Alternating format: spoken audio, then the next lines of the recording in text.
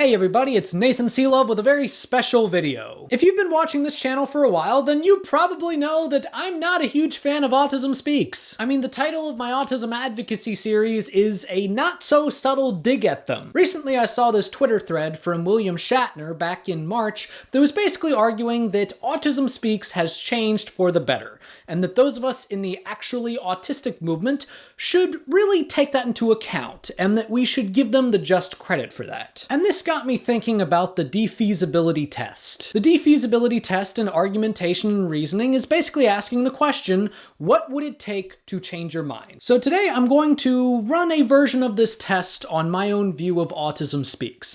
Basically, I'm asking the question, what would it take for me to change my mind about Autism Speaks? Basically, what would they need to do in order for me to view them as a positive force in the neurodiversity movement? And I think that this is an important question for all of us to ask ourselves, because as it stands, Autism Speaks is still the largest autism advocacy organization in the country.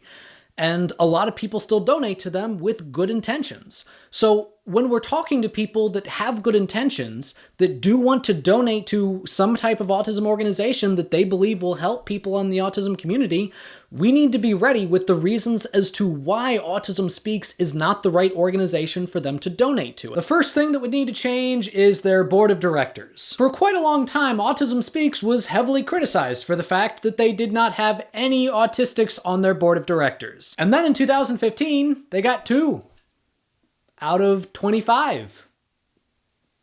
8% representation. Now, I see the value in not alienating your natural allies. I see the value in neurotypicals being involved in the neurodiversity movement. So I'm not going to argue that no neurotypicals should be on the board of directors, but a majority of them should be autistic. We need to be in charge of our own movement. And while the organization is primarily run by neurotypicals, we cannot be. The second thing that needs to change. One thing that Autism Speaks has been criticized for quite a long time is how heavily they put their funding towards research. Now, to be clear, autistics, when they criticize the research that Autism Speaks does, they're not saying that research into autism in and of itself is bad. We're autistics. We love research. We're saying that the primary focus that the research is on is misdirected. Now, it used to be that the primary stated goal of Autism Speaks research was to cure autism, which a lot of us had a problem with. Now, it's focused on things like kits that direct parents to help their children act as neurotypical as possible, while also telling the parents to treat the autism diagnosis as some kind of grieving process, as if their child died or something. Some things that I think are more worth focusing on are the ways in which we can help autistics overcome the sensory issues. But don't effectively tell autistics that the only way that you can be accepted by society is if you learn to act as normal as possible. The reason why the social aspects of autism are disabling is because of the stigma that society places on us for acting outside of the norm. And telling us that it is on us to change how we act in order to be treated better is victim blaming. Fight the stigma, not us. Which means that autistics need to be heavily involved in every step of the research process, as both consultants and as researchers. And trust me, there are plenty of autistic scientists. Which brings me to another important point.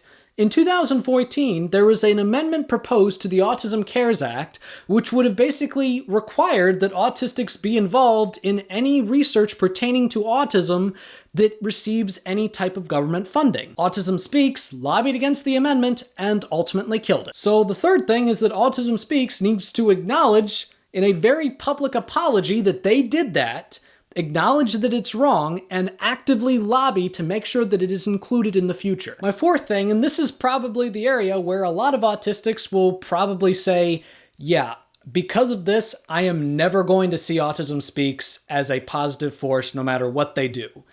And that is acknowledging the truly horrific fear-mongering tactics that they've used in the past, and apologize for it and acknowledge their role in making the problem worse. And this goes beyond just advocating for curism. I'm talking about things like Autism Speaks' I Am Autism video, in which this ominous voice narration talks to parents about how much autism is going to ruin their life. Or that time that they did this documentary in which the former vice president of Autism Speaks talked about how when she found out that her daughter was autistic, she thought about killing herself and her daughter, and the only reason why she didn't was because she had a neurotypical daughter at home, and she said all of this to the camera while her autistic daughter was right there. I remember seeing this crap that they put out back when I was in high school, and it was devastating to my self-concept as an autistic. Now, to be fair to Autism Speaks, they have shifted their rhetoric in some ways. They're no longer directly advocating for a cure,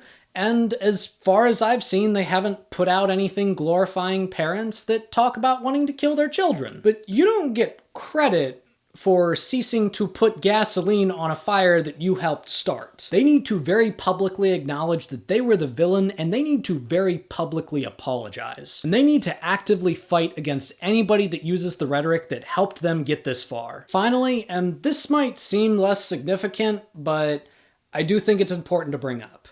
The blue puzzle piece has got to go. The blue puzzle piece was created by neurotypicals in order to define the autistic community. But they don't get to define who we are. Only we get to do that. So that symbol's got to go, and whatever the new symbol is needs to be created by autistics. I think that these standards are perfectly reasonable, and I think that they encapsulate the many gripes that a lot of autistics still have with Autism Speaks. But I'm curious to hear from y'all. What would your defeasibility test be for Autism Speaks? Is there no world that you can see existing in which Autism Speaks is a force for good? If so, make an argument. I'd love to hear from you. That's today's video. Thank you all for watching. If you liked this video, please give it a like, a share, and if you haven't already, subscribe to my channel, check out some of my other stuff, and you will see me in the next one.